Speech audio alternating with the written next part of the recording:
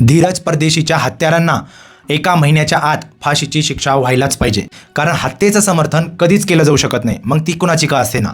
पण या प्रकरणाला राजकीय वळण देऊन, हिंदू मुस्लिमचं वळण देऊन जे राजनेता लोक आपली राजकीय पोळी भाजून घेत आहेत, त्यांना मला सांगायचं आहे, तुम्ही हे घाणेरडं कृत्य करून समाजामध्ये विष कालवताय. तुम्ही देशाला 50 वर्ष मागे घेऊन जाताय. कारण धीरज परदेशीच्या केसमध्ये नवीन फाइंडिंग समोर येत आहेत. कारण काही रिपोर्टर्सच्या मते धीरज आणि त्याच्या हत्यारांमध्ये मागच्या काही महिन्यांपासून भांडण चालू होतं आणि या प्रकरणामध्ये धीरजवर FIR सुद्धा झाली होती.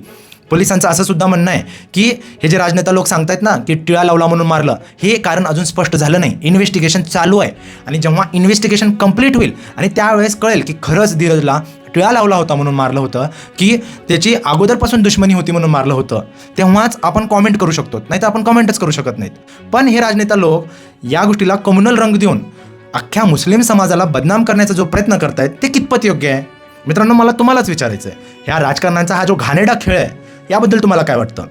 तुम्ही आपलं मत कमेंट बॉक्समध्ये सांगू शकता. शेवटी मी हेच सांगेन की धीरज परदेशीचे जे हत्यारे आहेत ना, त्यांना लवकरात लवकर फाशीची शिक्षा व्हायला पाहिजे आणि या प्रकरणाची सखोल इन्व्हेस्टिगेशन होऊन खरं काय ते जनतेच्या समोर यायला पाहिजे. जय हिंद, जय महाराष्ट्र.